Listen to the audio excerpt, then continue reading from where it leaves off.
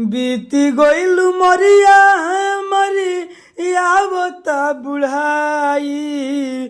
बड़ी दुख सही के हम कइले बही पढ़ाई। अभी तक मिलल नहीं नौकरी भाई। बड़ी दुख सही के हम कइले बही पढ़ाई। अभी तक मिलल नहीं नौकरी भाई। चलिए दोस्तों, आपको मेरा थंबनेल देखकर आई गाना सुन के पता चल गया होगा। ये जो गाना लिखे हैं ना, बेरोजगारी के ऊपर गाना लिखे हैं। आप लोग जानबे करते हैं कि बिहार में कितना बेरोजगारी पड़ा हुआ है। किसी का हाल नौकरी नहीं लग रहा है, कोई भी पढ़ाई कर रहा है तो हम बेरोजगारी के ऊपर दोस्तों गाना बनाए हैं। तो अगर आप सिंगर हैं तो आप इस गाने को दोस्तों गा सकते हैं, रिकॉर्डिंग करवा सकते हैं। बिल्कुल हम ये गाना फ्री में लिखे हैं। तो चलिए पूरा वीडियो को फुल देखिए। हम गाना को स्टार्ट कर रहे हैं, लेकिन गाना को स्टार्ट करने से पहले आपसे हाथ जोड़ी के रिक्वेस्ट है, चैनल पर नए हैं तो सब्सक्राइब कर दीजिए, लाइक कर दीजिए। चलिए गाना को स्टार्ट करके सुनाते हैं, उसके बाद में समझाएंगे। स्क्रीन पर देखिए लक्ष्य को। चलिए दोस्तों, ये मुखड़ा है, हम मुखड़ा को गा रहे हैं। कोइले बनी पढ़ाई हो, डिग्री बाटे हाई हो। कोइले बनी पढ़ाई हो, डिग्री बाटे हाई हो। बीत गइल मरिया हमारी आवता बुढ़ाई। बीत गइल मरिया हमारी आवता बुढ़ाई। बड़ी दुख सही के हम कइले बही पढ़ाई। अभी तक मिलल नहीं नौकरी भाई। बड़ी दुख सही के हम कइले बही पढ़ाई। अभी तक मिलल नहीं नौकरी भाई। चलिए दोस्तों, ये पहिलिका अंतरा है, हम पहिलिका अंतरा को गा रहे हैं। बड़ी परेशानी बाटे माई बाप झेलाले, के मजदूरी उहो हमके पढ़ावाले।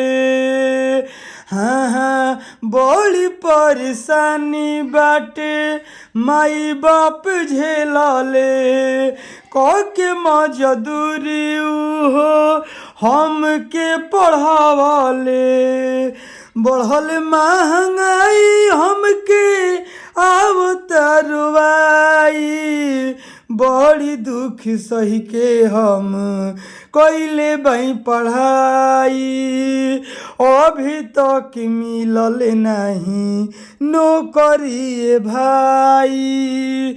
बड़ी दुख सही के हम कइले बही पढ़ाई। चलिए दोस्तों, ये दूसरा का अंतरा है, हम दूसरा का अंतरा को गा रहे हैं। सोचल सपनावा पानी फेर गइले, 4 साल के नौकरी हमारा हाथ नहीं आइले।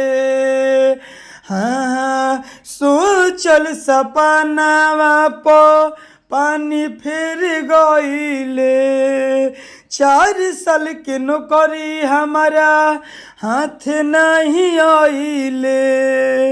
सुदामा सिंहनिया को है गीतिया हो गाई। दोस्तों, जहाँ सुदामा लिखा हुआ है तो फाइनली सुदामा भाई ने कमेंट बॉक्स में कमेंट किए थे कि राजा भैया गाना में मेरा नाम डालिएगा सुदामा। तो देखिए दोस्तों, फाइनली सुदामा भाई को गाना में नाम डाल दिए हैं। अगर इसी तरह आप भी सिंगर हैं, अपना गाना में नाम डलवाना चाहते हैं तो सबसे पहले आपको करना क्या पड़ेगा कि हम आपका गाना में नाम लेंगे। सबसे पहले आप चैनल पर नए हैं तो सब्सक्राइब कर दीजिए, लाइक कर दीजिए और कमेंट बॉक्स में आप अपना नाम जरूर लिखिए कि आपका नाम क्या है।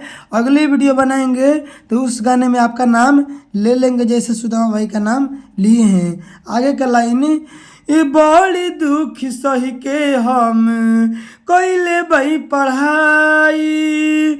अभी तक मिलल नहीं नौकरी भाई, बड़ी दुख सही के हम कैले बई पढ़ाई, अभी तक मिलल नहीं नौकरी भाई। चलिए दोस्तों, गाना समाप्त तो हो गया है। अब मेरा बतिया को ध्यान से सुन लीजिए। अगर आप सिंगर है, चाहते हैं कि नहीं हम इस गाने को नहीं गाएंगे जो आप डालें यूट्यूब पर, हम अपने लिए पर्सनल गाना लिखवा कर गाएंगे। तो अगर आप सिंगर हैं और पर्सनल गाना लिखवाना चाहते हैं तो देखिए स्क्रीन पर मोबाइल नंबर है, कॉल करके हमसे बात करिए, हम आपको पर्सनल गाना लिख कर दे देंगे। इनसे बढ़िया, इनसे बेस्ट। तो स्क्रीन पर मोबाइल नंबर है, कॉल करके हमसे बात करिए। Bye bye, love you.